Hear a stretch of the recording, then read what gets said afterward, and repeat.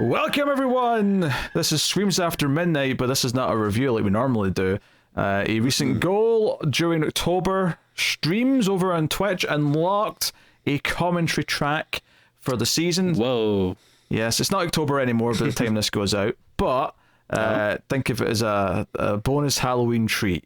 So, welcome all. I am Peter, and I'm joined as always by Tim. Howdy. How y'all doing? Yes. The last time we did a commentary track, it was for The Boy, shudder to think. But there was a vote for this one put out. Options were picked by patrons, and the vote winner for everyone got to vote on was The Cabin in the Woods. Luckily, the audience decided to give us a good movie rather than a shitty movie, which they could have done to be funny, but they didn't. So I won't blabber on too much here because we'll get the movie started. But simply put, I'm going to give us a countdown in a minute and we'll press play. So we've got it paused at 0 right before the Lionsgate logo starts. I'll say 3, 2, 1, play. We'll all press play and we'll be in sync and we'll go from there. And there'll be no pausing. So if Tim needs to go to the bathroom or something, just mute your mic and go to the bathroom. like in my pants? No, you can get up and leave, but like. Oh, okay.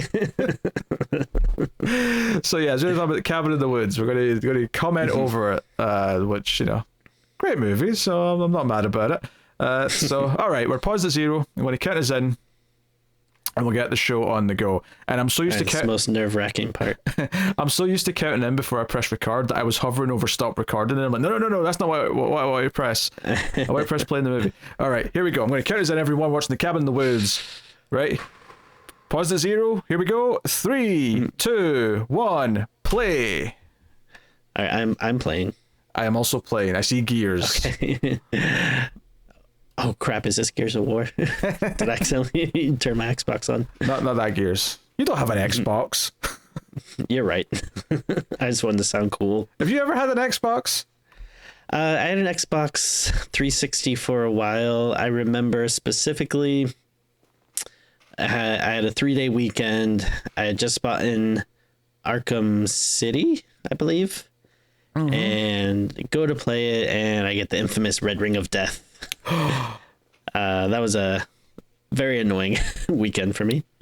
I played Asylum on the 360, but by the time City came out, I had switched over to PS3 for various reasons. Because it's better. Yes, Xbox sucks. I mean, in general, I prefer PlayStation, but I will say the 360 was mostly better than the PS3. Traitor. Mostly. Yeah. Oh, I'm going to turn subtitles on because we're going to be talking all over it just in case I need to catch a line of dialogue. That's great. So I guess maybe a good place to start is, I guess, do you remember hearing about this movie or knowing anything about it going in? Or, what was your first experience with it? Yeah, I mean, I remember hearing about it. It was on the shelf for a long time. They finished it maybe a couple of years before it came out. So it came out in...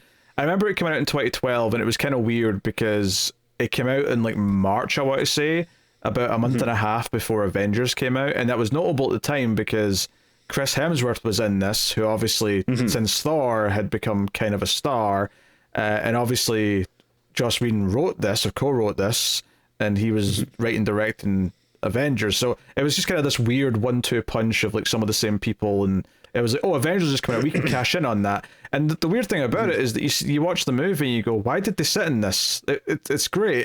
It's baffling, yeah. I think I didn't really know anything about the plot. I just knew, it was something maybe I'd read in a magazine or saw some news article that it was a really great, cool movie that was just sitting on a shelf for a few years and no one really understood why. But I mean, again, it doesn't happen often enough these days where you can go into something just completely cold and not knowing what's going on. Obviously I was excited for it because I knew Joss Whedon and everything, and I had the things that he'd done and written.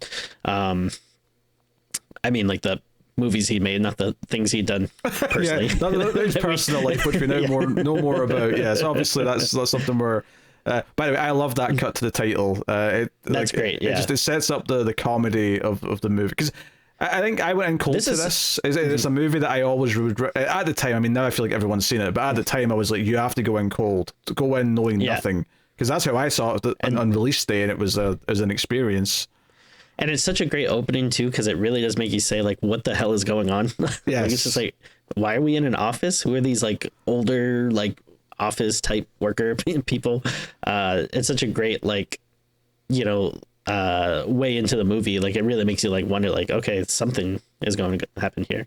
Arguably Bradley Whitford and Jenkins are like the best part of the movie. They're fantastic. Oh yeah, and they're just really great character actors. Like, I mean, obviously they're written well and stuff, but they really fit the roles quite well. Yeah, no, it's just because that's all. And of course, we missed what's her face from Angel. Yeah, Amy Acker there too for a second. Yeah. Just one of those actors that pop up. There's a couple of actors from those shows that appear. The other one being, what's his name's Tom Lenk. He's the stoner in this, but he was in Dollhouse.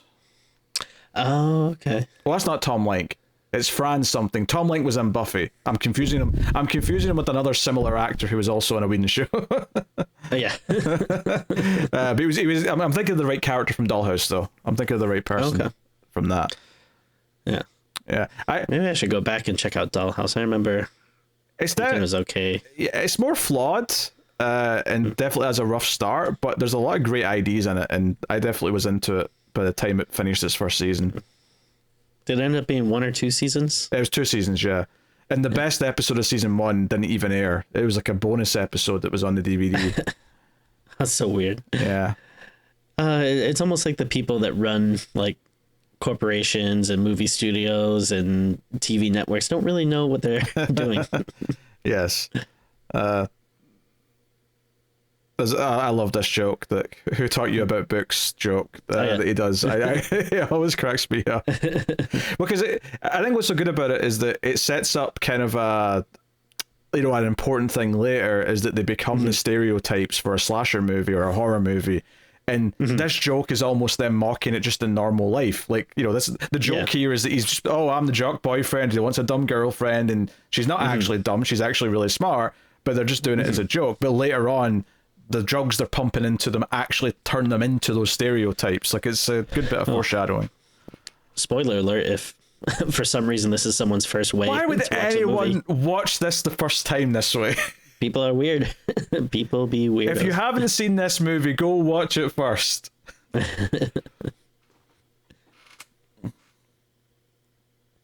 no, XSplit's telling me high CPU usage. That's bad. Uh-oh. Well, everything seems to be running fine. Whatever. There's no drop frames or anything. Oh, thank God. So this is the guy from Dollhouse. This is he does look familiar, yeah. Yeah. I don't remember much about Dollhouse, but I feel like I can picture him in it. He was like a computer tech guy in the show. Oh yeah. Man, he has such range. He can play a stoner or a computer tech guy. Yes, it's a very wide. I'm not trying to belittle him. I think he's a good actor, but it's just funny. Yeah, I think the moment where you go, okay, what is this movie? Like, I mean, you mentioned the intro, but I think in a minute here where they drive away and the camera goes up to the guy in the roof with a sniper rifle or whatever it is, and you're like, wait a minute, what is going on? And I think it does fall into place fairly quickly where you kind of get it, like, after a few cuts to the guys in the office like running the show, you're like, okay, I kind of get what they're doing here. I get the meta narrative that's happening, and it's hard not to look at this movie and think of it as like another generation Scream, where it's like, okay, we're going to mess with the horror tropes. We're going to have characters sort of like be aware of them, but it takes it and makes it a lot more, I don't know, witty and literal, I guess. Oh yeah.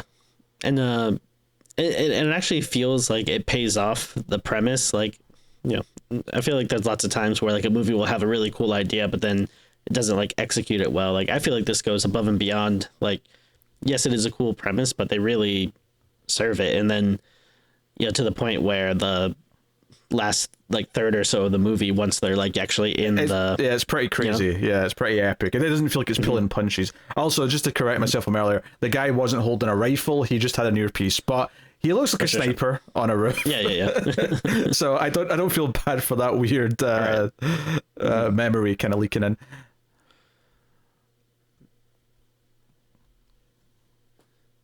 I guess the one weird plot hole in this movie, in a weird way, is that part of the plot is that the stoner doesn't, like, the drugs don't work in him because he's too high already. But I feel like if they always make stereotypes out of the character, so there's always like a stoner, then why hasn't there always been one guy who doesn't like feel the effects of all the stuff they give them? Yeah. I guess I never really thought about that, but that is a good point. Yeah, that doesn't matter. Like I really don't Maybe care. it's just literally no one's ever been as high as this guy. This guy's tolerance level is just so through the roof. Yeah. He's like a third generation hippie or whatever.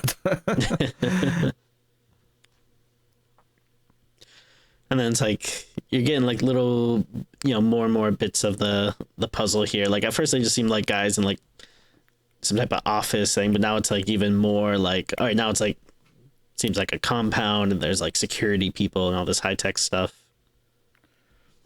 Yeah, it's time for the Harbinger, Tim. I mean, this was such a great little thing. Yeah, I mean, it's a direct reference. I mean, obviously it's a reference to a lot of things, but it's a reference more than anything to Crazy Ralph from Friday the 13th. Yeah. It's got a death curse. The only danger of doing things like this for like good movies is just like kind of getting sucked up into the like, oh, now I'm just watching it and it's just like, oh yeah, this is like a good part. Oh yeah, there's plenty to talk about here though. I think part of what makes this work so well, because I'm so sick these days of movies that are not taking themselves seriously and are just kind of like, there's like a sort of like just slight knowing attitude to everything. Like, oh, can you believe that just happened? And I think it's worth mentioning. I hate that. Yeah, it's worth mentioning that sounds like I should hate a movie that's meta like this, but this movie is not just being meta to deflate tension. The entire premise is about poking fun at genre tropes and deconstructing the genre, which Scream itself also did. But it bothers me when I'm watching something like a Radio Silence movie, which I've been picking on a lot this year, but Abigail's fresh in the head. And sure. Like when they're all just being a little bit self-aware, it just kind of deflates things. Where I would say that this movie, or the characters in this movie, actually take what's happening to them fairly seriously once they realize stuff's going on. If anything, it's so integral to this movie's idea is that when they realize that they're being manipulated into being stereotypes, or archetypes is maybe a better word for a horror movie, like they start like thinking about it and like, why is this happening and what's going on? And obviously there's the super meta layer is that this is literally being created for an audience of gods, and the gods represent us, watching and being dissatisfied with the same old shit over and over again. I hear that. Yeah, you complain a lot, Tim. I agree. Yeah.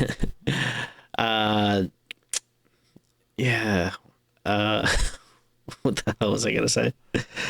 I feel like there was a while where like meta was such like a hot buzzword, like everything was trying to be like this meta take on something, and then it did feel like it got played out a bit, but like anything, if it's done well, it's not like you can do the same type of thing like over and over again, like as long as you're doing it well, or you have like a new idea or a new take. And yeah, I mean, I don't know, I feel like watching this now, it still feels like pretty fresh. Like yeah, well, I think one of the things that another thing that's come up with the whole meta side of things, and if you look at what Marvel's doing, is the fatigue over using the quote-unquote multiverse to have references, cameos to bring anyone back, or even extend that to like Ready Player One and that second Space Jam movie. So we're doing the metaverse so we can have Batgirl next to Freddy Krueger next to whoever, and and I think what's so funny about looking at this movie is that I remember when it came out, and you, especially when you get to that third act and you're looking at, oh, this guy's clearly inspired by Pinhead, this is inspired by a vampire, this is inspired by this.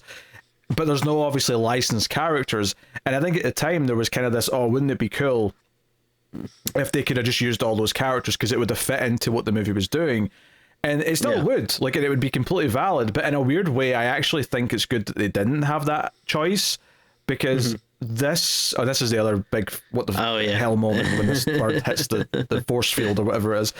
But because they didn't have the choice to use, you know, Jason, Freddy, and all the real characters that they're kind of emulating towards the end, is that it's almost like it avoids the critique. It avoids any pitfalls of using them, where it doesn't just feel like they're being used as a reference. It feels like no, the reason why this character is so like heavily influenced by this other famous horror character is because the point of it is this, but it just kind of makes the reasons for doing it more pure, because there's a purpose to using them, as opposed to, hey, we've got this thing, so let's have a reference, you know, clap because you recognize the thing. There is a point to it, and it's almost like by not having the option to show just the real characters, you almost just have to because it has to work on its own without the reference, so there's no like crutch to lean on.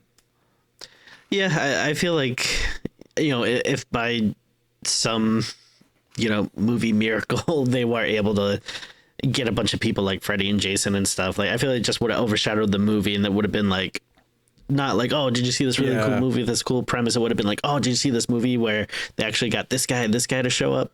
Yeah, instead of praising the writing and what it's doing, you'd just be praising, oh, hey, I recognize these things and that thing and this person and that person. Yeah, totally. Do you know, it was really nice not having to watch a movie before we sat down and record. Maybe the bonus episode, everyone, could just be a commentary track, so I don't have to watch something first. We just start doing commentaries on like movies we haven't even seen. It's just like, what the hell's going on? Well, that's a bit different, because that's more of a reaction thing. That's YouTube's bread and butter, is all the reactors out there who do reaction videos. Do we need to start reacting to stuff?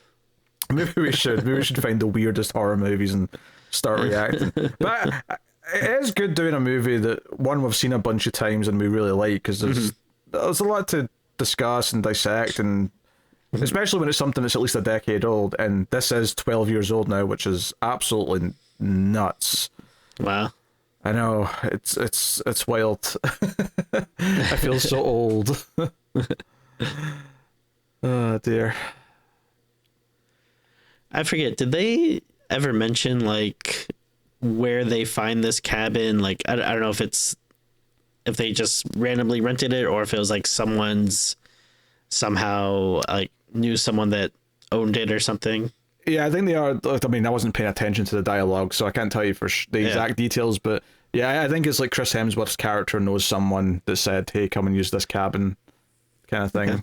So not that it really matters. I was just kind of wondering. I was like, I don't know if I ever really thought about that before, but just because like, oh, if there's someone, if they know someone that I was a link to this, then would they be working with, No, I think it's like I think they intentionally put a plant in to like, lure in a group.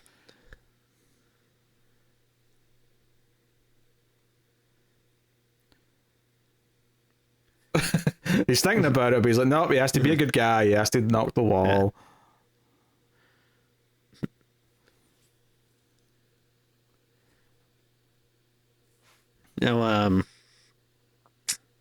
One thing we can kind of talk about real quick, because I feel like, we already mentioned Joss Whedon, and I feel like, his name comes up a lot with this movie, but do you want to talk about the director at all? Yeah, Drew Goddard. Yeah, I mean, he was a writer on Buffy. Not from the start. He came in like in one of the middle to late seasons and became a regular writer on the show. And this, as far as I know, was the first thing, or the first movie that I'd seen him direct. He did go on to be, I think, the showrunner, at least to start with, of the Daredevil show, I want to say. Yeah. Which, which I think a lot of people would probably say that's like one of the best Marvel shows. I guess that was Netflix at the time, with like, the Marvel Netflix series or whatever. I don't know if I loved the show as much as like other people, but I thought it was like decent, I think I've soured on it in the time since, but I think that's largely I think the format of those shows has not aged very well. They're very drawn out. You know, they're stretched out over 13 episodes, and I love a 22 episode show, so it's not really that that's a bad number. It's just that they play out as one continuous thing for 13 episodes, and they're not really structured like TV episodes. And I think at the time that felt like a fresh, bold thing to do with a TV show, but for like, but in time it's just become so tiring, and to the point where most of these straight to streaming shows, or specifically Netflix, but although I include Disney Plus in this a little bit as well, are just really exhausting to watch because they just don't have like, you know, episode to episode like chapter structure and like that. I mean, yeah, I miss like episodic TV. Like, I mean, obviously, you know, it's easy to think about like Buffy because of the creators and stuff in this, but like, you know, they'll have overarching you know, season long stories, but you know, I miss that kind of episode by episode like structure. And the problem with these, like the shows like you're talking about, it's like everything feels like it was a 2-hour movie that gets stretched to you know, 6-8 hours. I really appreciate it when it feels like they've actually paced and written episodes. I'm watching Penguin right now, and it's only an 8-episode HBO Max show, but it does feel like, no, each episode's a full meal. It's got a beginning, middle, and end, and it feels like it has a big moment at the end. It feels like a cliffhanger or whatever. You know, it's still structured appropriately for its episode count. That said, I was just reviewing an episode of Person of Interest today, and I was commenting a lot in that review about how you don't get episodes like that one I just did, because it was a lighter episode that was designed to take a breath between big, like darker, high-stakes story arcs. And it's there's a couple of episodes in between where it's a bit lighter and more fun to just enjoy the characters being happy. And that's like a lost art now, because most shows don't get the episode count to do that. Well, what is Person of Interest? Person of Interest was a show that Jonathan Nolan and I mean, I think it was just him that's created with that. I assume Lisa Joy may have worked on it as well, but it was a show about, so it was what's his name, Benjamin Linus from Lost, Michael Emerson, right? Okay. And he hires, so he's like a billionaire who built a machine that basically illegally scans everything in the world and predicts like major disasters. Okay. But I just, not to cut you off, but this is a really great part. It is a really great part. Because now we're actually seeing like, you know, the weird like cold office you know, kind of like workaday side of it interacting with the actual like horror movie side. Yeah. Honestly, this is one of the bits that I remember seeing in theater that had the audience just laughing hysterically. Was like them snickering and then him realizing that he hadn't turned off the speakerphone.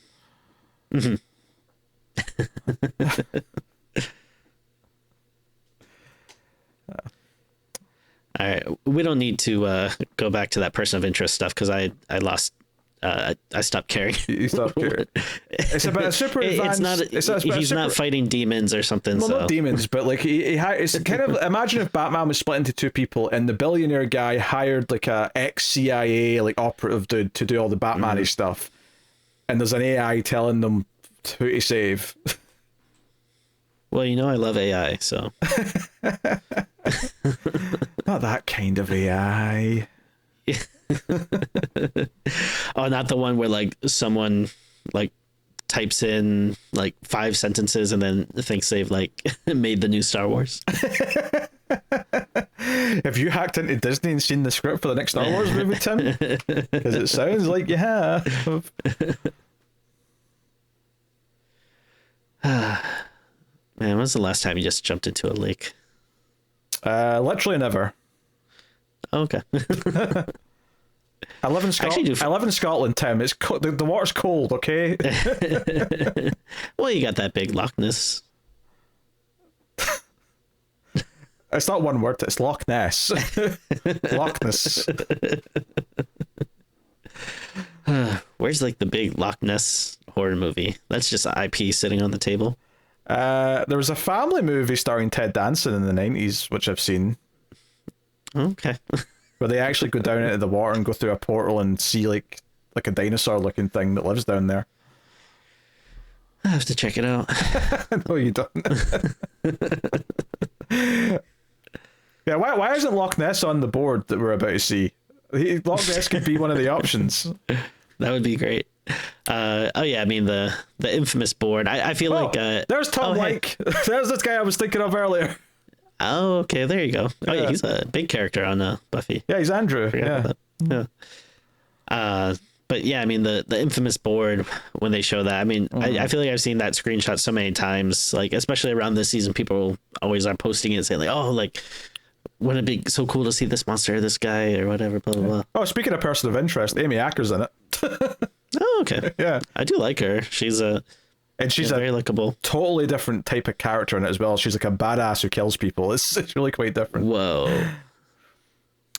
She got to be a badass towards the end of Angel. Well, she got kind of possessed. It wasn't really Fred at that point. Right. I don't want to spoil anything. I'll shut up. But there's a whole thing. Actually, on this board there's only like 3 things on it that we don't actually see in the third act. One's a snowman, which is fair enough. But there's one named Kevin, and I remember hearing after the movie came out that the idea with Kevin is that was their take on like a Michael or Jason, is that there was just a guy named Kevin who would kill people. And I think there was meant to be a scene where some guy who looked normal was in all the stuff towards the end where he'd start killing someone. And for whatever reason, it didn't make the cut or they didn't shoot it or whatever. But that's why there's a name in the board that just says Kevin. But I knew someone named Kevin, so I thought it was really funny that there was just a Kevin. No, I mean, that's one thing. This is such a great one and done movie, but it also does add like so many possibilities. Like, I don't know if they ever wanted to expand it. Like, obviously with the ending, we can't really do much there, but you could do prequels where it's like other times, they've done this, or there's so much like stuff you could go back into, like all the monsters that are kept there or whatever. But I mean, how do you feel? Like, are you glad that they didn't overstuff it and come out with a bunch of other and not just movies, like they could have done like a comic book or something that explored some origins of the monsters or something? Like, are you glad that we just have this kind of one and done thing? Tim, in 2012 I'd have said, yeah, give me more movies, give me TV shows, whatever. In 2024, I am so sick of seeing more reboots and sequels to things. Like, it's actually kind of special that this doesn't have any follow-ups whatsoever. Yeah. I just saw an article today for an English-speaking version of Squid Game by David Fincher, and I'm like, season 2's not even out yet. Like, we're so creatively bankrupt. We're getting a Carrie TV show when it's already had a movie, a TV movie, a remake, a sequel, and it's just the same thing. It's not even like it's not even like Jason, right, or like Friday the 13th, where it keeps doing sequels, so they at least keep trying to shake it up a little bit. Like, most of the things called Carrie are literally just another adaptation of the exact same effing story. It's so frustrating. That in particular drives me insane because I love Stephen King so much, and there's like so many unused stories that would make like great movies or TV shows, but people just want to keep remaking the same like 4 or 5 ones that people already know. And especially something like Carrie, where it's like that first movie is perfect, nothing needs to be changed or updated. I agree. It's a classic. It's legitimately one of the best. Like, if it wasn't for Shawshank existing and maybe The Mist, I would say the Carrie's the best Stephen King movie. Oh no, and The Shining. Yeah. The Shining's the other one. Sleepwalkers, yeah. No, not Sleepwalkers. We did that movie on the show, Tim. You remember that being bad. That Wilf's getting some tonight. Look at this. That Wilf's very happy. Hey, credit to this actress. She's going for it. Oh, she gave that everything. I feel like they all like can tell too. Yeah, I think like this is where Hemsworth, the boyfriend, is like, should I be jealous? Like, I feel like I should be feeling something here. And is this like kind of the part where we're starting to see like, all right, this is a little strange. Like, they're falling into these cliches. Yeah, the archetypes. Yeah. Like, Chris is becoming, I'm saying Chris because that's the actor's name, but like Hemsworth's becoming the jock. He's becoming the jock. Like, the blonde's becoming a little weirdly slutty, even though, like, cause that's the thing, when they start to realize this later, the main girl's like, no, she's like studying physics or something. She's really smart. I don't remember what the subject is, but it was something like that. There are a bunch of relatively, I mean, the stoner aside, maybe we get no input on how smart he is, but the 4 of them all feel like they're pretty successful university Yeah. students by the sounds of it. Yeah. Dear. I was just kind of making a random joke there, but actually, Chris Hemsworth could play a decent Chris Redfield, I think. Yeah, I could see it. I don't know if he's the first person I think of, but it's not, okay. Do you think they should just get the guy that did the, live action scenes in the first game to come back? Well, Tim, it's been like 30 years almost, so they're all in their 60s. Well, they can de-age him with technology. Use some of your precious AI. Why are you saying that as if it's my AI? It's not my AI. I don't use AI. Nor do I assume you use AI. Why do you think I use AI? I'll use AI for it. You have a new TV. You're telling me it's not AI compatible? Tim, the first thing I do with ATV is turn any like noise reduction, motion smoothing, and AI enhancements off. Oh, you're not watching this with the motion smoothed right now? Well, I'm not watching it on my new TV for one, but no, I can tell you I definitely am not. It must look so jagged to you. It's so smooth on my TV. You do not have motion smoothing turned on. There's only one kind of motion smoothing I like, and it ain't on the TV. I'll tell you that.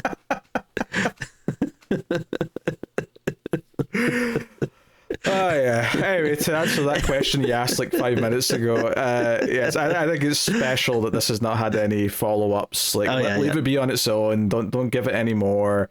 Even though it is kind of ripe for like more. I mean, I wouldn't really mind if there was like maybe just like comic books or something with some prequel stories. But honestly, don't give me any more movies or TV shows. It wouldn't be the end of the world if they did, but at this point, I'm seeing a lot of value in something that just doesn't get sequels now. No, I agree, and I wonder exactly when, because I feel the same as you. I'm kind of curious when that specifically like kind of turned for me, because I agree. I there would be a time when like anything I liked, oh yeah, you're doing more, yes, please give me more. And now it's kind of like, can we just leave it alone? Like, I think it's a saturation thing. I think the big thing that's getting me is that I feel like every single day there's a new announcement for a movie or a TV show that is in some way a remake or some kind of reboot. Like there's so many TV shows getting announced today. It's like, it's a TV show of that thing that was a movie 30 years ago. And it's like, wait, this gets a TV show? It just feels like they're constantly... You're not watching the new Matlock? It just feels like they're constantly scraping the barrel for any IP, which is so weird though, because I'm like anyone who cares about this IP is not going to like the new thing, and like anyone who's young enough won't recognize it, so it's not even like you're not getting a benefit from it being called whatever it is, Running Man or whatever. Yeah, and it's so like wild too, just to think like, if I would have gone back in time and, said to my younger self, like, do you know in 2024 there's going to be like 5 new Star Wars TV shows? I'd be like, whoa. And I'm like, yeah, and you're not going to watch any of them. I'd be like, wait, really? Like, that does not sound right. Yeah, I mean, a patron made me watch Agatha all along, but otherwise I've not touched a Marvel show in like, 2 or 3 years at this point. Like just the first episode or the whole series? The whole thing. Okay. No good? It's not finished yet. It's still the last 2 episodes. But, okay. I mean, it's okay. It's fine. It's aggressively okay. Because I heard some people saying, actually, it's not that bad. Like, I didn't have much interest, but I will watch it eventually. But all this stuff now, it's kind of like, I do end up watching it, but it'll usually be like 6 to 12 months later when it's like, all right, I have nothing else to watch right now. And let me throw it on while I'm like doing something else or whatever. Yeah. This is such a fun idea conceptually, that this entire basement is just full of like almost anything they pick up will trigger one of the horror genres.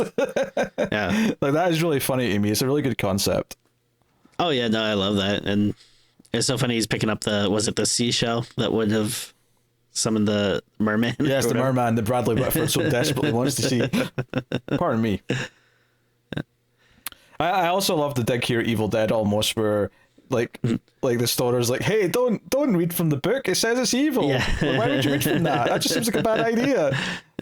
Just to be in the safe side. So funny.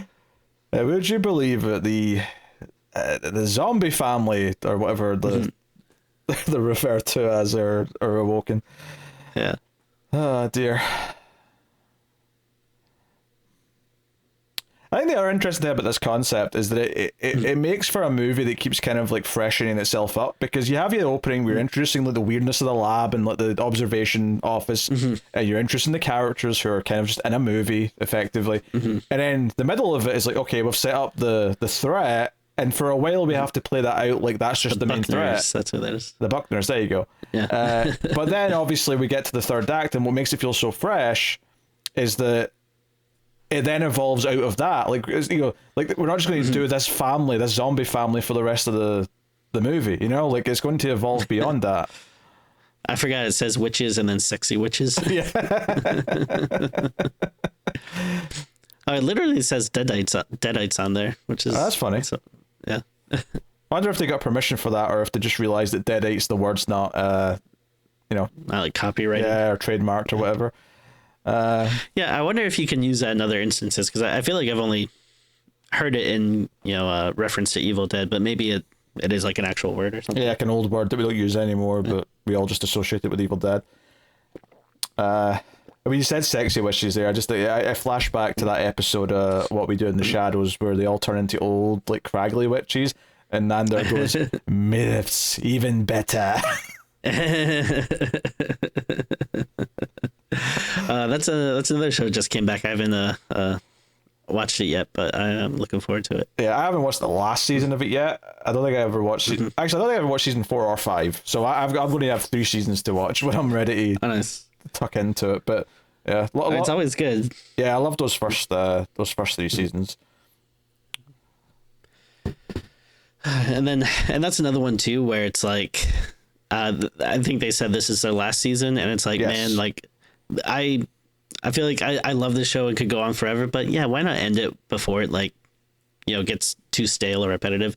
And I love this idea too, where this isn't the only place that's doing it. That's Yeah, like all the other countries have their own base, and that's the idea being the one in Japan's doing a Japanese ghost thing, and like, that's so fun. yeah, if you were going to say like, we're going to do comic books of Cabin in the Woods, I'd almost want them all to be set in different countries and just be like, you know, That'd be cool. You know, what were they doing? Maybe not on the same night, because we know that they all lose on this night. That's like the joke that comes up later when Jenkins is saying "F you" to the Japanese kids.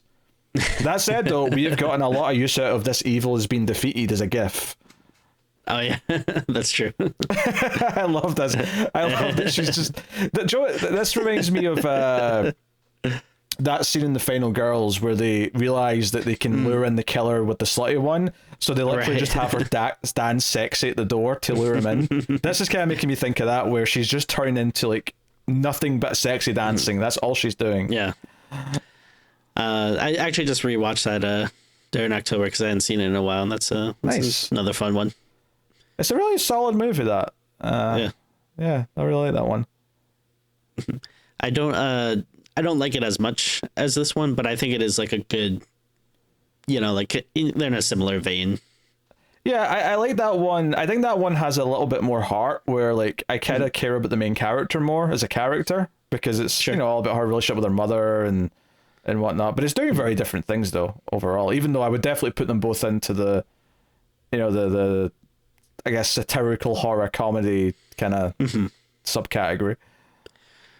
The few that actually do it well. Yes. Like, this is when they start questioning things. I did love that reaction on their faces though, because it really sells this idea of like, this isn't normal. Like, no one would just be like, this is normal that our friend is dancing like this. Like, she's at a strip club in front of us. Whereas other slasher movies or old horror movies would just have that, and everyone would just be like, yeah, this is great, dance sexy, baby. Did you ever, like, when you were a kid watching horror movies, see stuff like that and be like, well, I guess this is how older kids, like, what they do when they hang out?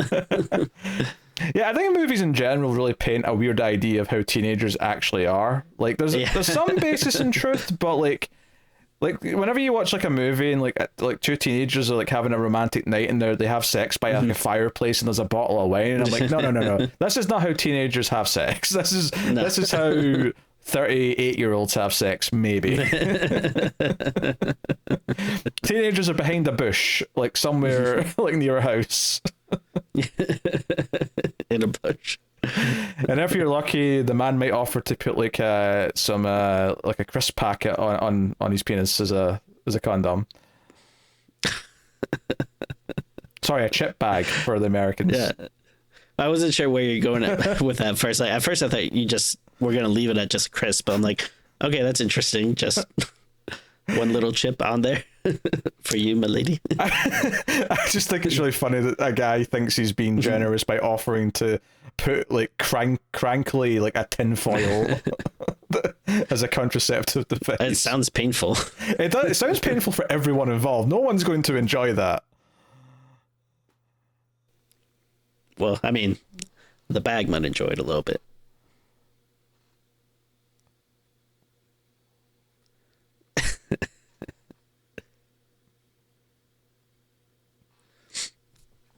And this main actress is like pretty good. I don't know if I've seen her in anything else. I don't know if she's done a ton of things. Honestly, like almost all the cast, barring the ones that I know from Whedon shows or Hemsworth, obviously. Oh, actually, I suppose obviously Jenkins and Whitford, I suppose, but like out of the main group, I mean, like the two ladies and the other guy, I feel like I couldn't tell you anything else they're in off the top of my head. They've been in stuff though. They're good in this.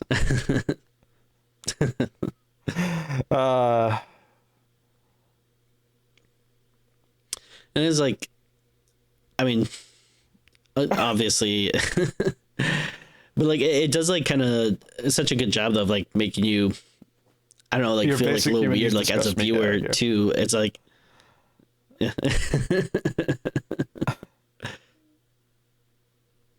Sorry, what you said, Tim? You kind of like timed out there on Skype for a second. Oh, sorry. Yeah, no, I mean it's so funny because like it does make you like kind of question your role like as a viewer, I guess. Like oh yeah, like is it weird that I'm watching obviously the fictional characters, but you know, in the meta aspect of it, like you know, as a viewer, is it weird to watch these things? I don't know. Yeah, I also like that. Oh, it's not quite happening yet. Pump more pheromones into the into the scene. Yeah, where do I get some of these pheromones? You're just going to leave them around the house, just. I'm trying to breed my dogs. Okay, I don't.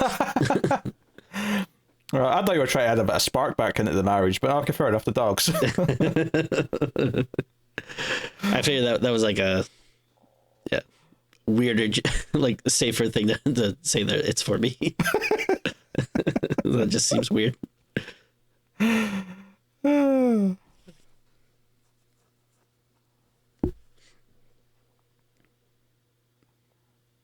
new guy's so serious. He's always like, like you understand what's at stake. He's like, yes, I do. Just staring like.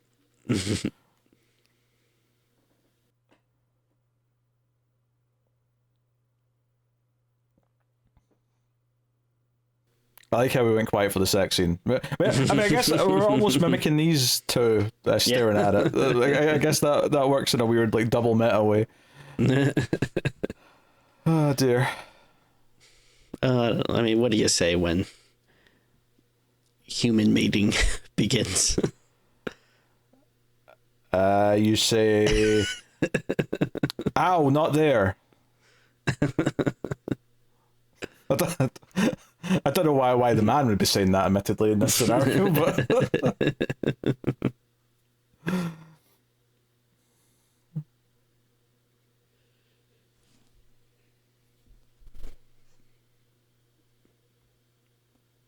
It was a good touch, Oh! Stabby. Ouch.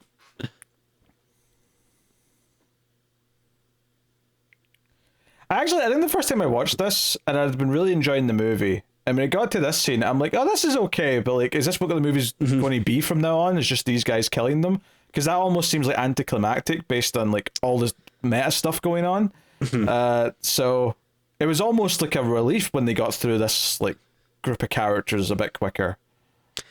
Absolutely, because yeah, like you need it for the movie, but if it's all it was, it wouldn't, be as special. Like it'd still be interesting, but it would just be more of like a fine movie instead of being like, oh no, that this is like a really clever, unique, cool thing. Yeah.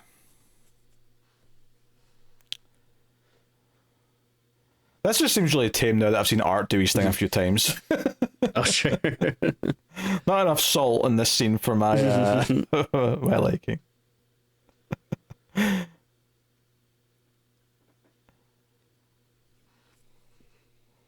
Oh, she's going to get an infection off of that thing. Look at it. It's so grimy and dirty. Rusty. Yeah. Yeah. The saw. I think, yeah, you get the ironic cut to them just watching it bored. The Saw from Saw was like more like clinically hygiene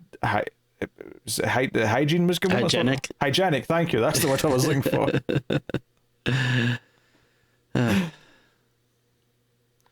I wonder like what a job like this would pay. Especially since you're basically just doing it once a year, by the sounds of it. Yeah, is it one of those things where it's like, you start prepping like a few months before, or is like as soon as it's done, do you immediately start getting ready for the next one? Or is it just like being the Santa at the mall kind of job where you just it's like a 1 month gig and then including the prep time and then that's it. Yeah.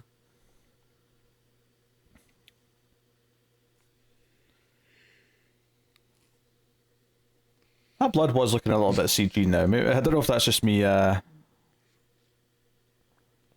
mean, and there's a few things like I was thinking about that with the bird scene earlier, where I was like, yeah, I mean the bird doesn't look great, but yeah. Well, even if you pay attention to the tunnel during that scene, the tunnel's clearly CG, like the truck is as well, or the RV, I should say. Hey, you give it a little bit of leeway. I'm sure that's probably what didn't have a huge budget. Oh no, it's definitely a low budget movie. Like I'm not critiquing any of that. It's one of these things though, because even low budget movies use CG now for a few things here or there.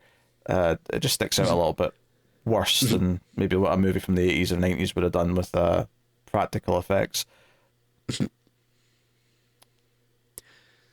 And when he starts talking about puppets, always usually makes me laugh too.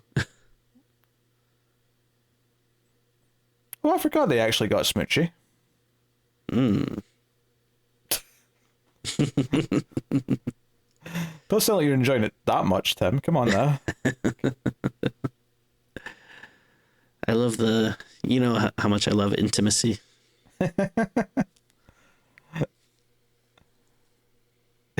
He's got a husband bulge. That's a reference to an earlier. Like, I don't remember where that popped up earlier, but he's referencing something from earlier. I think they were like reading the diary. Ah, yeah, the bulge of the husband. That's what it was. Yeah. But I remember that not coming out of nowhere. That was a callback.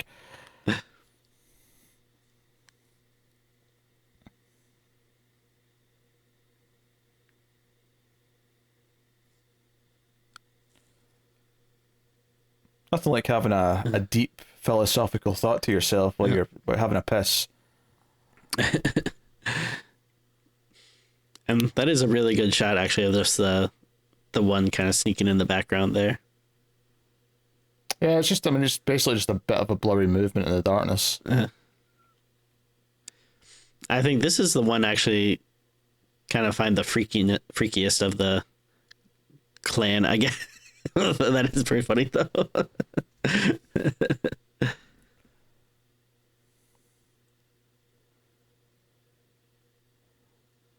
I feel like he should have gotten like some piss on him or something when he like tackled him while he was peeing.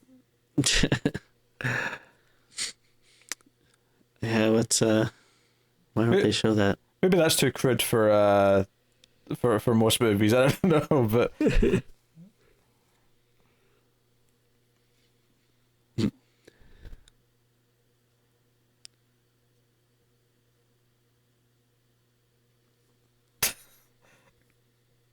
I mean, it's no Frankenhooker head coming at Zeus the pimp, but I guess that's the thing you could say, is that some of this horror stuff in the middle, if I'm going to give it a negative, and it's really not a big deal in the context of why the movie's so fun, is that the gore and the horror stuff does just feel kind of whatever. Like it's not particularly standout or impressive. Yeah, for sure. But I mean, it definitely. I totally understand that, but then I feel like you could probably also make a case for it. It's like, well, they're trying to adhere to like horror tropes, and like, if it is supposed to feel like kind of like a generic horror movie, then I guess it's succeeding. It's doing what it needs to. But I mean, that makes it really interesting, because I mean, so many horror movies of this type, usually it is so focused on like the kills or the killer and stuff, and this is one where it's like, well, no, it's really all about the story. Like the story is what makes it interesting. Oh yeah, it's this moment here that turns it. Is like when it cuts back to the guys in the lab, and he's like, no, I'll make this work. I'm a master at this. And he pumps this gas in, and it completely changes Chris Hemsworth's attitude immediately. This is where it starts to get exciting, because you get excited more about how the situation's being manipulated than you do about like them trying to survive a horror movie scene. Yeah.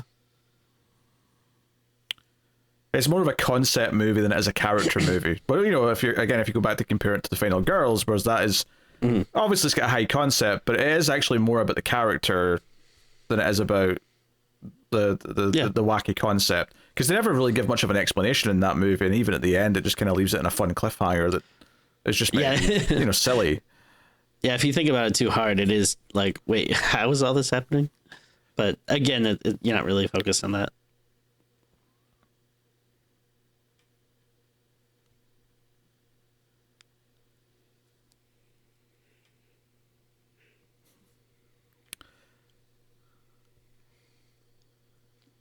If he gets killed before he discovers too much, then everything will be fine. It's good. But I mean, really, even if they know what's going on, is that gonna stop them from getting killed? That's an interesting question. Yeah, like at what point,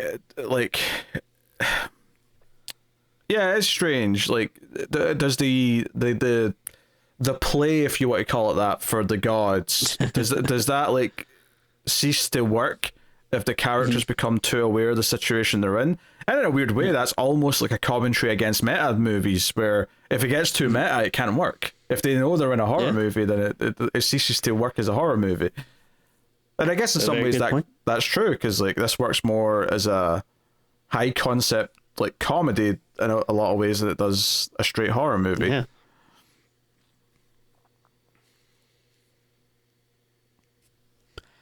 Obviously we've seen the movie so many times now, but I can't stress enough how fun it was going to see it.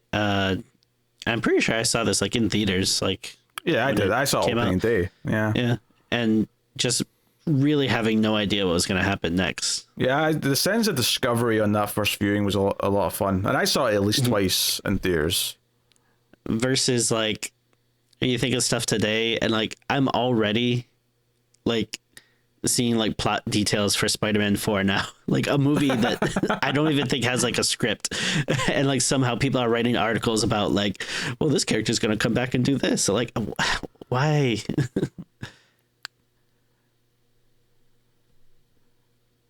I think it's just, I think that was still a kind of a thing back then. It's definitely worse now, but it's this type of movie though tends to be one that comes out of relatively nowhere, and those still absolutely exist.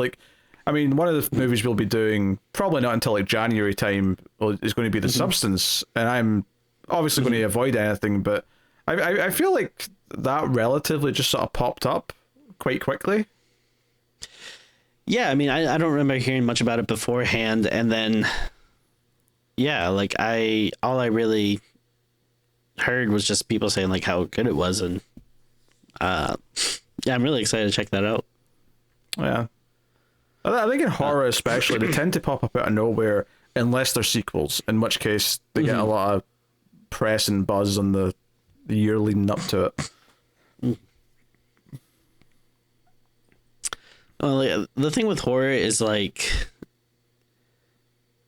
you can get so many variations where like, yeah, sometimes you can have an indie movie that's like, you know, streaming, but then people start talking about it, or like, you know, sometimes you have this low budget thing that comes out of nowhere but then explodes, and then sometimes you get like, you know, really huge big budget ones that people get excited for. And they're big turds in the end, eh?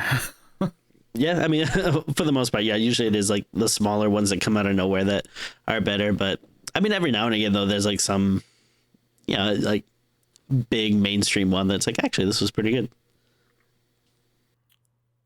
Yeah, I wonder what the biggest budget horror movie I actually like is, because when I think of the super mainstream, bigger budget stuff, I'm thinking of like It Chapter 1 and 2, and It Chapter 2 is like one of the, like... It's so bad. Yeah, it's just one of the worst things, Yeah. like, at least in terms of mainstream stuff that we've done in the last few years.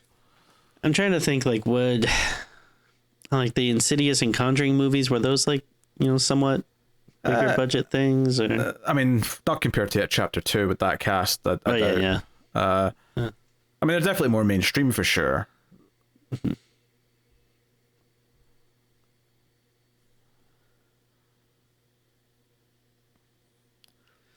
It does kind of circumvent things a little bit because, you know, quote unquote nerdy guy being killed here is, well, he's not quite dead yet, but like he doesn't make it to the end. Like, by all accounts, he feels like the one that should be making it to the end with her, and he doesn't. It's her and Tom Link that end up, or not Tom Link, sorry, Fran Kranz. I'm still mixing him up with Tom Link.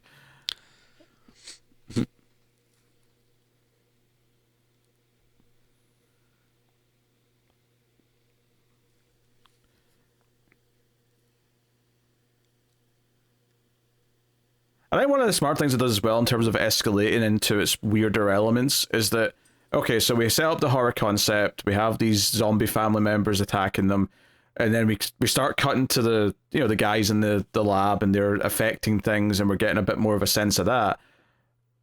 But I would say the moment coming up here in a second where Hemsworth is going to try and jump the gap with the bike is like where... It's where you hit the line where, okay, this movie's evolved way beyond what the horror concept is, and now it's about this. Now it's about where they are and what's actually going on. This is so funny. This is funny, yeah. The Japanese, they've turned the demon into a frog. The evil is defeated.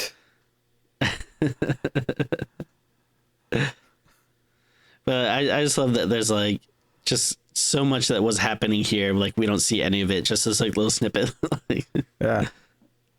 And then yeah, just him yelling at it. Yeah, well, I think earlier on you see like one glimpse of like a ghost in a classroom, like the last time we saw it. But yeah, like, you get almost nothing. 9-year-olds. Stockholm. But Buenos Aires had like a big gorilla monster thing, but it looks of it. I don't remember really noticing that before. Yeah. Gonna have to go back and pause those, see what I can deduce. But yeah, like this movie was made for like DVD to like pause and like so many. Oh sure, yeah. No, it's really when you get to about here and then the bike jump where it feels like it's properly expanding beyond the horror concept, and I think that's exciting as an audience member because that's really what you care about. Like because the things that make the movie unique is all this weird, okay, like this has actually been done to them. There's a whole operation making it happen. So when it starts getting more into that and the characters becoming more aware of that, which is what the bike jump represents, because as soon as they see there's a force field keeping them here, that's actually like, oh shit, this is more like Cube than it is like a slasher movie. Right? There's something weird and like super, like a lot of efforts get into this. Mm-hmm.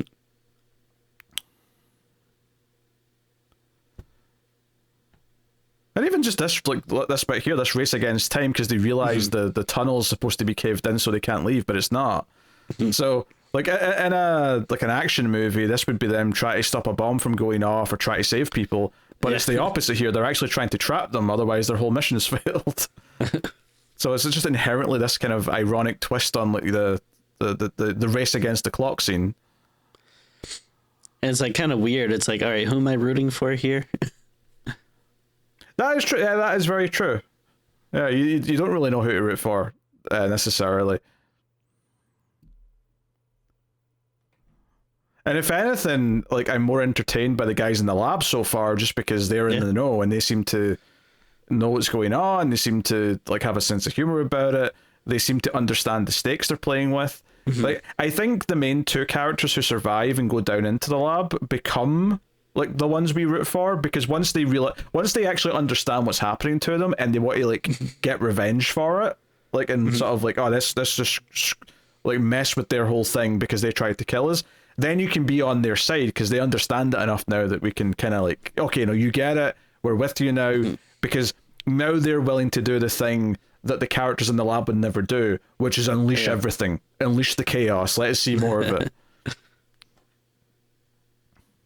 Or even just the fact that they start getting to see a lot more of it, so we're seeing it with them. The sense of discovery is like really active there. Yeah. This is so funny too. Do you think when they put this out, because they knew Chris Hemsworth had like become Thor and Avengers is about to come out, do you think they were secretly mad that they killed the character off, like, you know, just over the halfway mark? I think in other movies I could see that, but like I mean it works so well with this character in this movie here, especially after the heroic speech just to build it up. Yeah.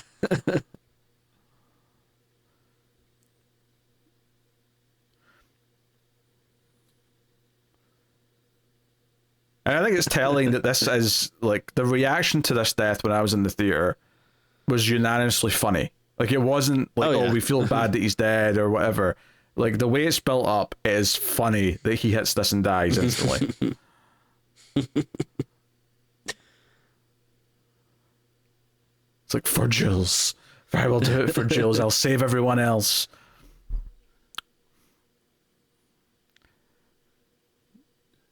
I mean, how big is this chasm? He wouldn't have made it anyway. I feel like. Oh, that's the perfect bit, is the fact that he sort of like bonks on it multiple times. Yeah, like he's flipping down it. That's actually what makes it even funnier. It's like he's ragdolling down it. Yeah, it's a great detail. It just goes on forever. Jesus.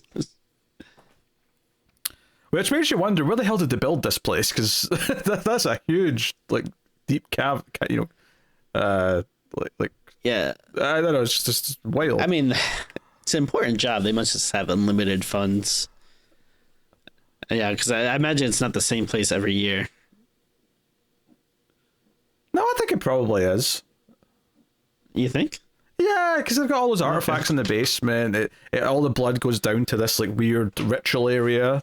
Like, I was gonna say it would be weird. People keep going to this place, but I guess that there's enough people that know how it works that they can hide whatever happens. Yeah, no one survives, so it's not like anyone goes and tells everyone, oh, hey, there's this cabin out there that people tried to... Yeah. But I imagine if that happened, they would move their operation just so that they don't get discovered, but I suspect it's the same place every year. They just go in and clean it up and fix it up and make sure it's ready for the next round. That makes sense. Hi, I'm the Blandy love interest character who's totally going to make it to the end of the movie with you. That's what this speech is. Yeah. Which is why it's the perfect cue for his death. Yeah.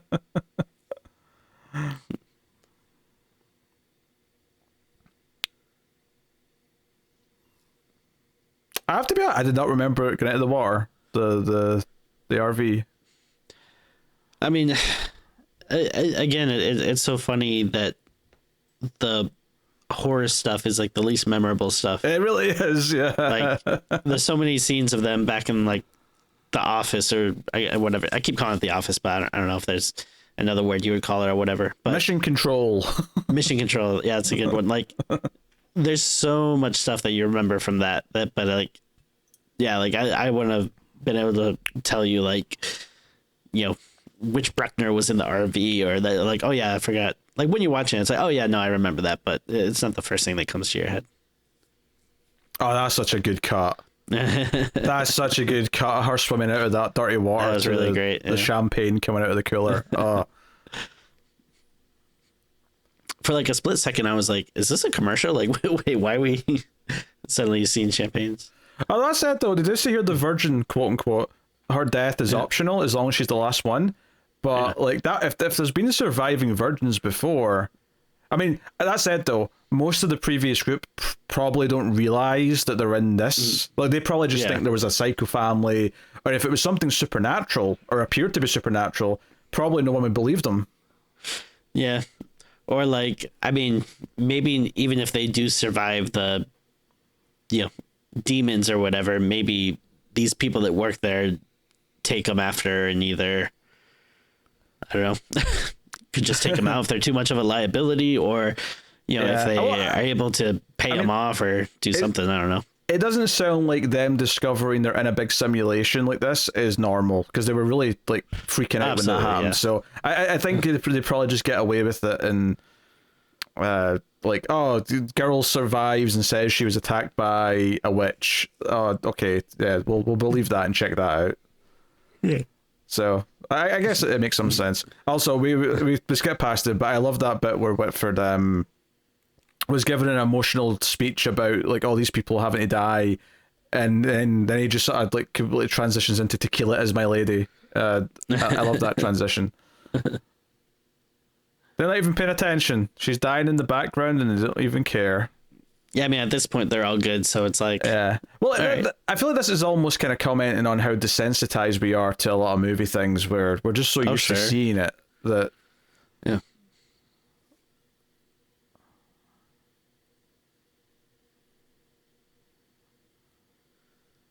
Classic denouement.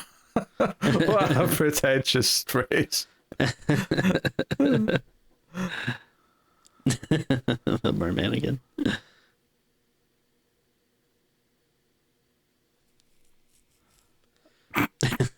I'm an intern.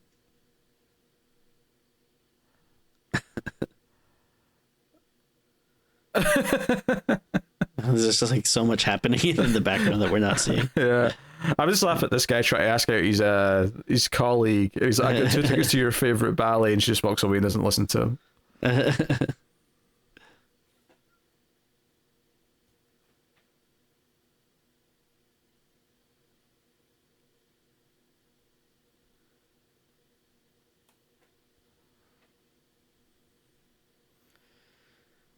I'm sorry, it's always hard, but when you start getting caught up in the story. Well, I think this is good because, like, I mean, this series of shots is so masterful because, like, there was a power redirect from upstairs, and then the red phone rings, and it's notably like one of the only red things in the room, so it feels important. You get that this is the boss calling them, and that moment where they look at each other across the room as everyone else is celebrating, and they know that they've effed up, that something's wrong. So yeah, so basically what they're saying here is that the stoner character was messing with wires, and that's why the cave-in didn't happen as it was supposed to, I believe. Oh yeah, that makes sense. So all of a sudden they're paying attention again. She's actually survived a long time on her own with this guy in the background. If anything, I'm questioning how effective this guy is. I don't think any of the big names would be impressed with this. Freddy, Jason, Michael, Art. They'd all be critiquing this.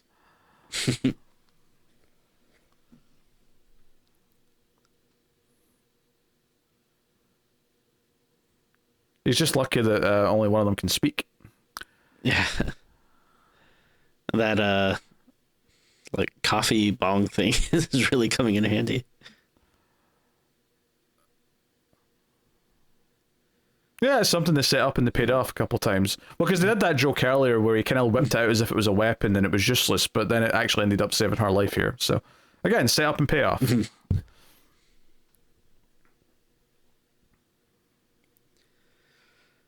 You see her, she just hit him with like a plank of wood, and it'd be, I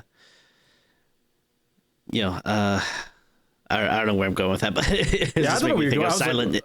I started playing Silent Hill 2, where and you use a plank of wood, and that. Yes. Yes. I was trying to find a way to connect it to talk about that. Why are you bringing up this plank of wood? I thought, is this like mocking analysis of movies or something? You said plank of wood represents something? No, you just went to talk about Silent Hill 2. Yes, it's very good. It's very good. It's freaky.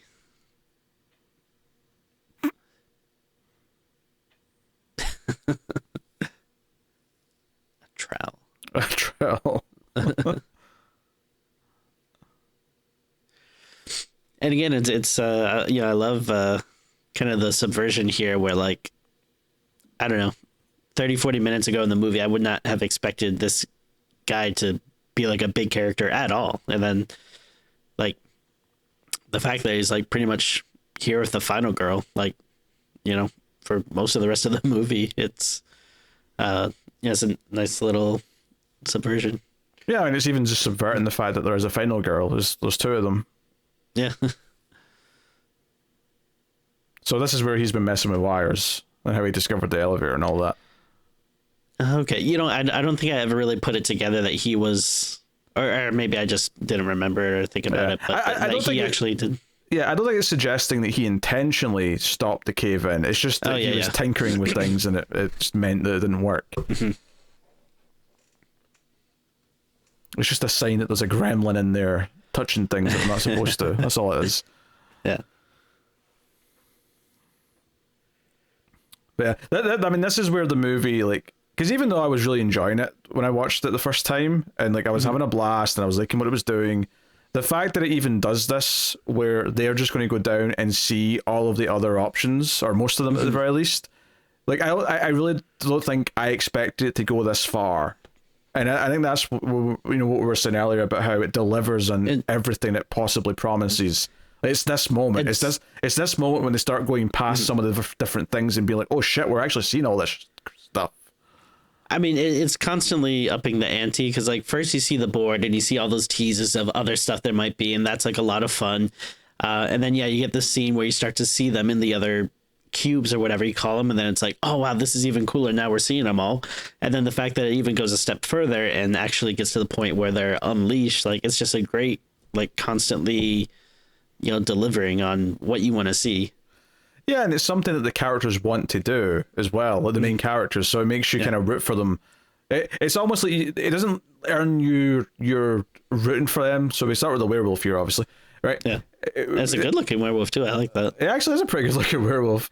And like that's the thing, is like everything looks cool. Like there's nothing that feels like half-assed. Like, and sometimes I feel like I have a problem with that. Like sometimes when you have a movie that's like, oh, okay, this is trying to be like a specific take on Friday the 13th or whatever, but then it's like the Friday the 13th mask never looks as good or as cool or, you know, iconic as like actual real horror movies or whatever. But like this, it's like everything. I'm like, I would watch a movie with pretty much any of these things here.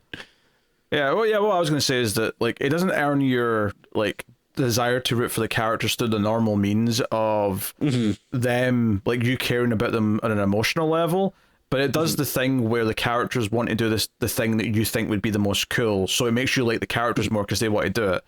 Oh, here's Teeth Girl. This is so much better than Abigail. It's so much better than Abigail. Also, I think there's a dark joke about that being a very dangerous place to put something, but I'm not going to make it. Oh, sure. Yeah. It's a lot of teeth. And of course, this is a like Hellraiser kind of guy. Cenobite. But yeah, Pinhead. Come on, that's the name. Yeah. Oh, to be fair, yeah, Cenobite in general probably just is a better. But it's because he's holding. Well, here it's a sphere, but it's obviously a stand-in for the. Yeah. For the lament configuration. The box. You opened it. We came.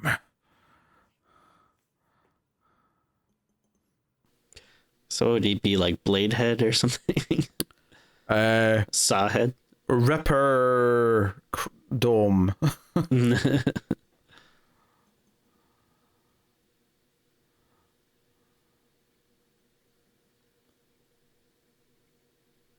This is actually very cube, this, but actually all these like cubes of all big snake. Oh, there's shining twins, clown. Zombies, weird spidery thing. So I guess a question though, is there a reason why they're constantly moving? No.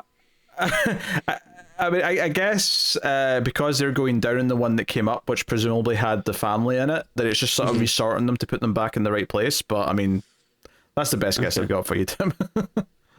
I mean, again, it doesn't matter, but No, it does not matter. just curious.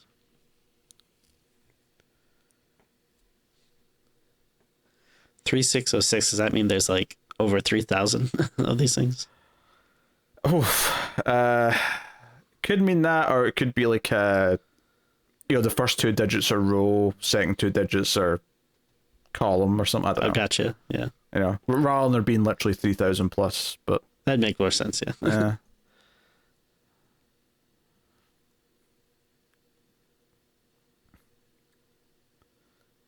A security guy who is clearly trying to overcompensate and act tough is the biggest threat the movie's had so far. The most scary villain of all.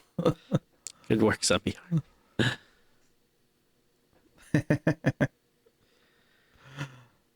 I mean, like, I'm just saying stuff to say this. Like, as like maybe a minor nitpick, like, but I'm not that I really feel it, but like it does seem like a little out there that they would be able to, get this far, that there wouldn't be like 50, well-trained people like right on top of them, or that. But I mean, again, doesn't affect the enjoyment of the movie at all, or something I care or think about. No, I would say the only question is why was there only one guy waiting for them at the door? Like, Yeah. there really could have been like a whole squad, but I guess it's like, they're going to be there too soon. Obviously, we see the SWAT teams on their way, but they could have just waited like 5 minutes to, because they intentionally moved the cube to the elevator door, right? They put it there. They could have waited for that, but you can also just blame them for that. The character's making a dumb mistake. But yeah, it doesn't matter. Ultimately, it's not like a big deal at all. Yeah. It's like, what? Oh, here's a question. When you first saw this, did you recognize Sigourney Weaver's voice right away? No, I did not. I think I did, maybe not like the very first sentence, but I think I recognized it in this, like that scene that just sort of wrapped up there of her speaking for the first time. I'm pretty sure I clocked it was her. But it has been 12 years, so Yeah.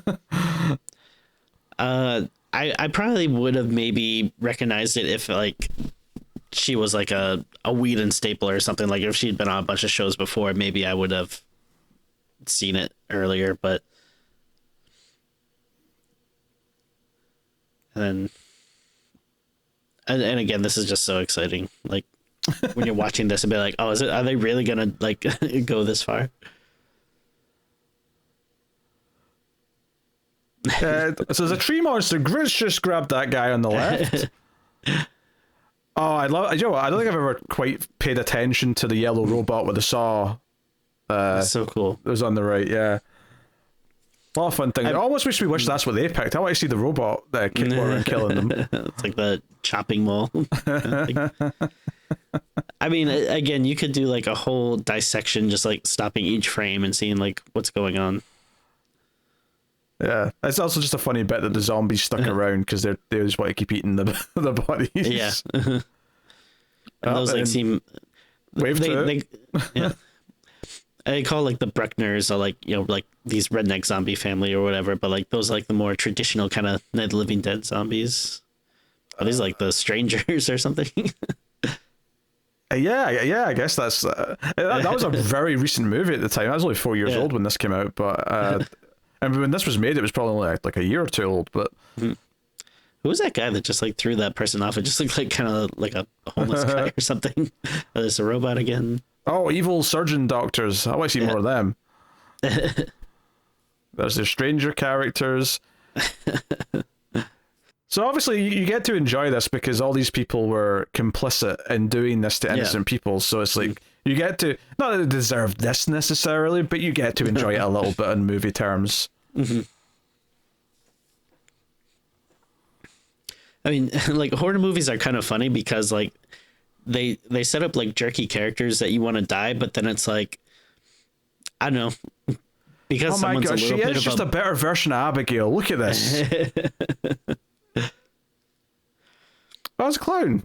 But then it's so funny because, like, all right, just because someone's like maybe a little bit of a jerk, like, should they have like supernatural demons like rip them apart or whatever? Like, that's kind of a funny thing with horror movies. Big bat guy. I actually was thinking today, like, it's kind of surprising there isn't more like bat horror movies. like there's that movie Bats. I don't know if you remember that. I do. I watched that on cable when I was what would that have been, like 9 when that came out? I remember liking it as a 9-year-old, but I don't suspect it's something that will hold up very well if I watch it. I believe I watched it during October, like within the last couple of years, and then I can't remember anything about it, so it probably means it's not the most memorable. Zombies. I wonder, I mean, maybe there's a risk of just feeling like you're doing Cabin in the Woods if you do this, but I almost think there is maybe a potential premise in doing a horror movie where there is just multiple threats of different kinds, like for the whole movie. Oh, absolutely. Oh, the unicorn. The idea of a killer unicorn, the fact that you've got a sort of like a religious choir sound like coming in the soundtrack as it stabs a guy with its horn is just quite funny to me. Yeah. And I love that, like, she's still here. Well, the daughter of the Bruckners, the family, yeah. And of course, the ultimate payoff to what they set up earlier is that Bradley Whitford is going to get done in by the merman, the thing that he wanted to see the whole time. Again, just like such great setup, and it's a funny joke, but then to have the callback here is fantastic. Yeah, just the slow realization as it's crawling towards him, and him like being like, "Oh, come on!" Like, and like, wasn't his exact line earlier like, "I really wanted to see the merman" or something? Yeah. So it's like, well, you got what you wanted. And again, there was a huge laugh in the theater when you realize what this is crawling towards him. Yeah, I mean, and I can't hear it because we're talking, but like, you hear the squishing sound effects, and like, what's going. Not even just that, the ultra dramatic music that's emotional is just the extra, just icing on the cake.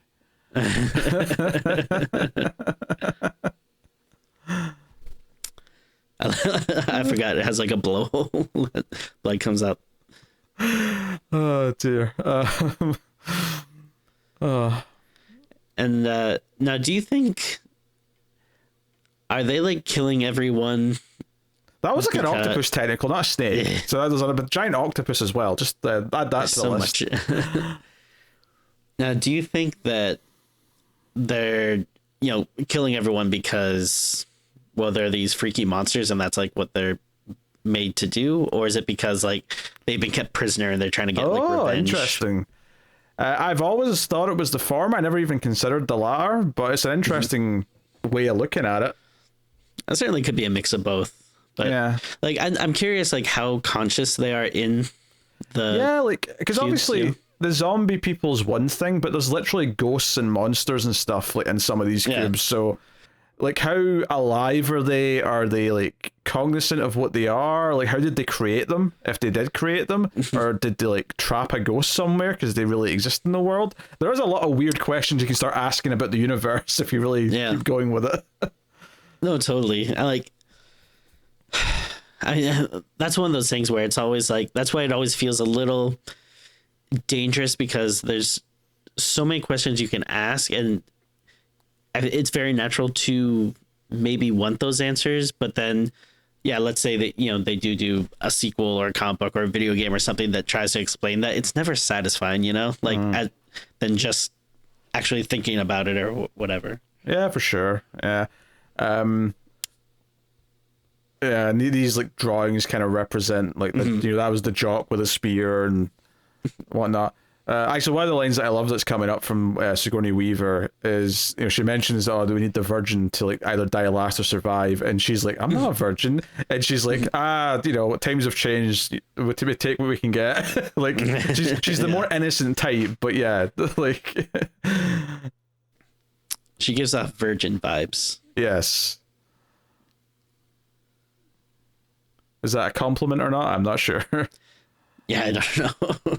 I also wonder as well, like they expect 5 people, so what if they send out the bait to like lure in a group, but the group brings 6? Like what's the protocol in that situation? Yeah, is that just like a bonus, or are the gods that picky? It's a bonus baby. I mean, it does feel like they're pretty picky if they're like, hey, like, all these things just killed an entire like compound worth of people, but you still need this one guy to die. And that's pretty interesting here, that it's not like, they both need to survive. It's just like, all right, you just have to kill this one guy and we're good. And it's so weird, does this still count as part of the presentation for the gods, so it counts if she kills him, kind of thing? Yeah. So I was the whore, then the athlete, then the scholar. I'm curious if... he's insulted that he's the fool.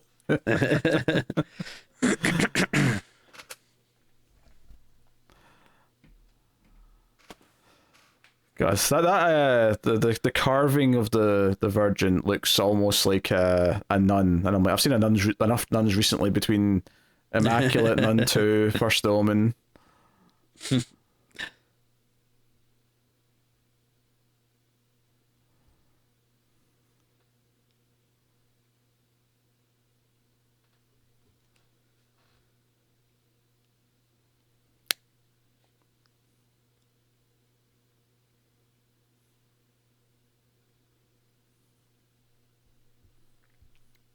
Do you think in Italy, when they're doing this, they have like everyone's like badly dubbed for the Giallo movies? Yeah, Giallo. That's a very good point. I mean, I do love that idea that it's like, yeah, each place that's doing it like has their own kind of, typical version of horror.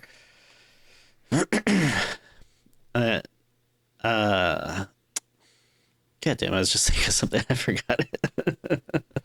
Hey, getting Sigourney Weaver was a hell of a get for this, you know that? That's awesome, yeah. Especially for like a movie that seemed like they might not even release it or whatever. I know. Like, she's kind of like, well, she's kind of horror royalty because of Alien, but obviously, I mean, that franchise veers more into sci-fi as it goes on, but yeah. Still a hell of a get. Like, it's one of the most recognizable people. I mean, the only other person I can think of that you could have put in this role would be Jamie Lee Curtis. Yeah. And that would have worked, but Sigourney Weaver of the two feels more, I don't know, like she brings more gravitas. Like, Jamie Lee Curtis, when I see her in stuff like Scream Queens or whatever, she still has kind of this, like, I'm a fun old lady kind of vibe. Yeah.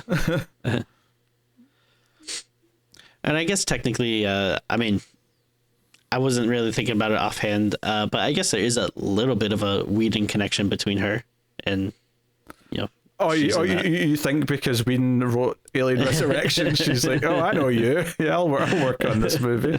I mean, maybe. I don't know. Yeah, I don't know. Very strange. It's wild to think this was after the first Avatar still. Because Weaver was in that, and she's in the second Avatar as well. And how times have moved on. Yes, Cat? You want my attention? I'm busy, Cat. I'm doing a movie commentary. I'll let you out, though. If that's indeed what you want. Yeah. And I love that, like, she's just so focused because, like, that's who she needs to kill. She's been, like, coming, like, this whole way to get him.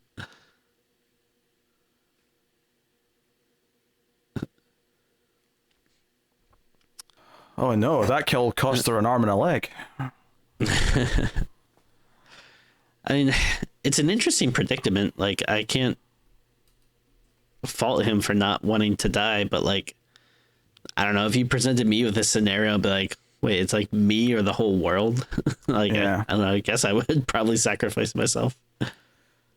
Not to spoil a potential future top 10 video, but I'm pretty sure this was like in my certainly my top 5 of 2012, if not maybe even like top 3. Oh, I'd have to go back and double check though. I mean, I mean, it might even be number 1. I can't imagine. What else was that year?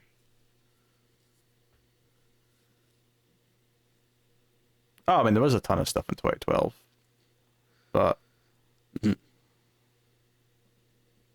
there's a good chance this was my number 1 horror movie of the year, though. I would have to go back and double check. Oh yeah, I'm just talking horror. Yeah. Oh yeah, I meant in general, but yeah, for horror specifically, is probably number 1. I mean, there may have been something I'm not remembering off the top of my head, but yeah, the enthusiasm I had for this when it came out was just so you know. Like, this was such a big deal to me, this was coming out, and it felt like no one else knew what it was, but it did kind of get enough sort of word of mouth and buzz about it. Yeah, I mean, I definitely remember beating the drum and, like, telling my friends, like, oh my god, you gotta see it. And yeah, like, it's definitely one, like, a lot of people have seen now at this point, but at the time it was coming out, it did feel like, oh, it's like this secret little thing, like, not many people know about, and...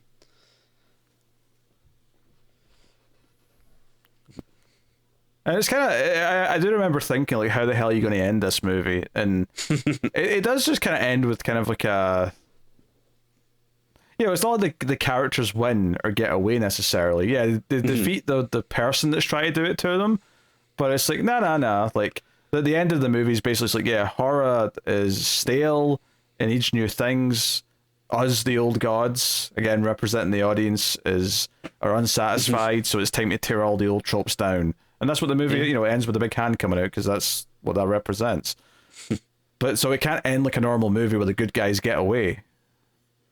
Yeah, no, I love where it goes. I mean, this is kind of a perfect way to end it. It's so funny though, because if you go back to the start of the movie and like watch the first 5-10 minutes, and then just showed someone the last like minute, they'd be absolutely like, what? How did we get from there to this? That's a good point. What is this giant hand? What's happening? So yeah, Cabin in the Woods is a pretty good movie, turns out. It was funny that.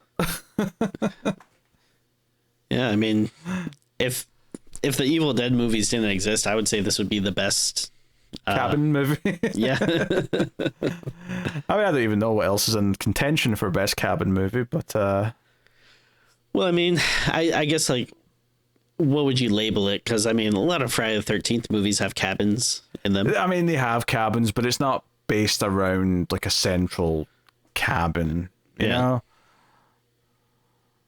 So, I wouldn't count those. I mean, if you're eliminating, like, all, like, summer camp slashers, then there really wouldn't be that much left.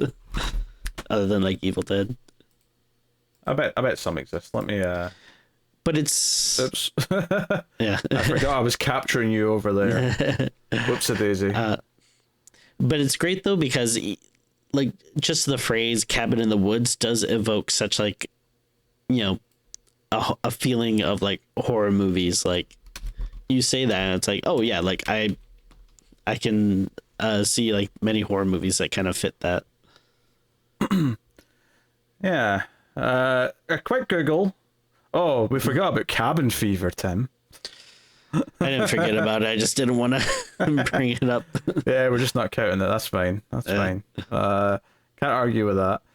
I mean, we can add it to the list. It'd be at the bottom, but oh, for sure. Yeah, you'd have 4 Evil Dead movies, and you'd have Cabin Fever and the Cabin Fever remake. Oh, wait, no, you wouldn't have 4 Evil. You'd have 3 Evil Dead movies because 3 and 5 are neither at a cabin. Oh yeah, so yeah, just the remake. Yeah, 1, 2 in 2013. Yeah, Cabin in the Woods, and I mean, I like Cabin in the Woods more than. Oh, I'd have to think about that actually. I mean, I wouldn't, argue with someone if they preferred this. Like I love the Evil Dead movies, so I'd probably put them above, but I mean, this is a fantastic movie as well. So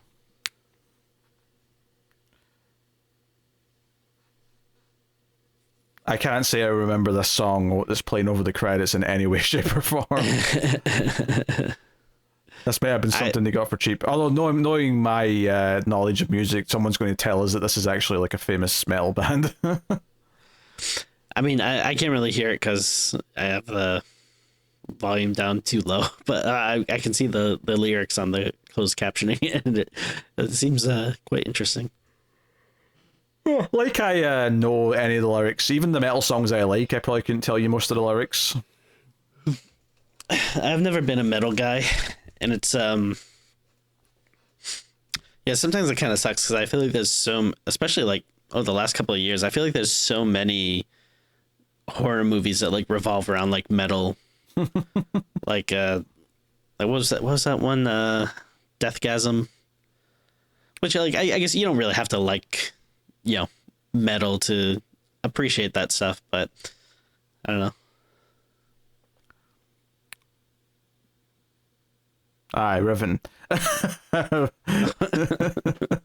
Yeah, no, I mean it was fun revisiting this. I watch it every so often, and it's never bad to come back to. I think it's an interesting choice just to sort of revisit something we actually like, because I feel like the majority of the time that we've ever found ourselves doing a commentary, it tends to be for something we don't like. Now, admittedly, maybe that's more entertaining because like we keep being reminded of things we hate and rave and get mad about it. But I mean, this like is one of the best horror movies of the decade. Of the 2010s. Like I think.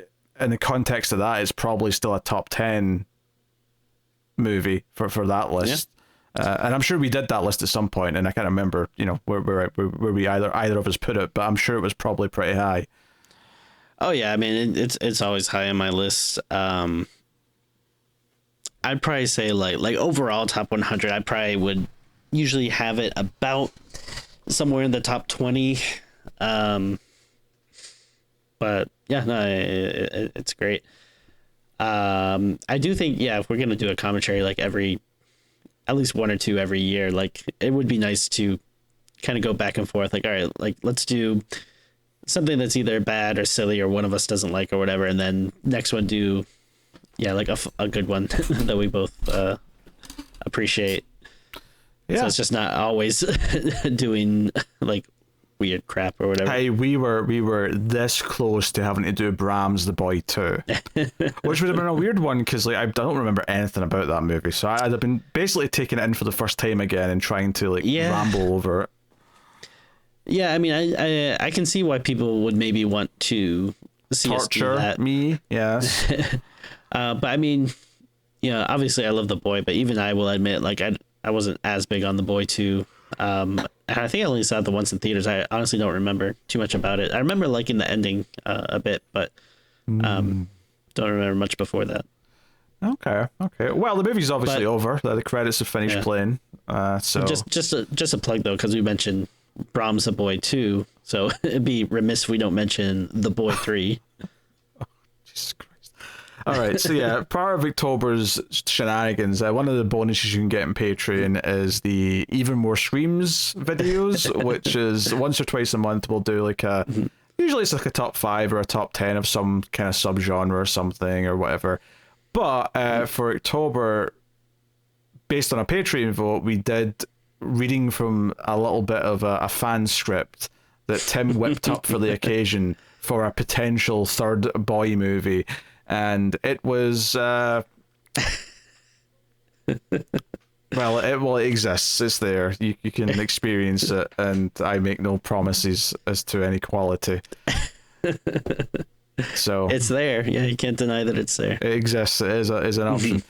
Of course, you can support Screams After Midnight and MailFuzz movies and TV in general over at patreon.com/MailFuzzTV. Every month there's an exclusive episode of Screams on there. For all patrons, and like I said, $5 and up gets you access to the Even More Screams. Plus there's bonuses for other shows and other things like extra reels where me and David review some of the worst things ever made, and that's just an endurance test of garbage pretty much. So if that sounds like fun, you can go check out that. But yeah, hopefully you enjoyed this commentary track, and we will maybe be back sometime next year with another one, depending on stuff. We'll see. But yeah, that is us. So thank you very much for joining us. We do appreciate it. Keep watching scary movies, and we will see you next time.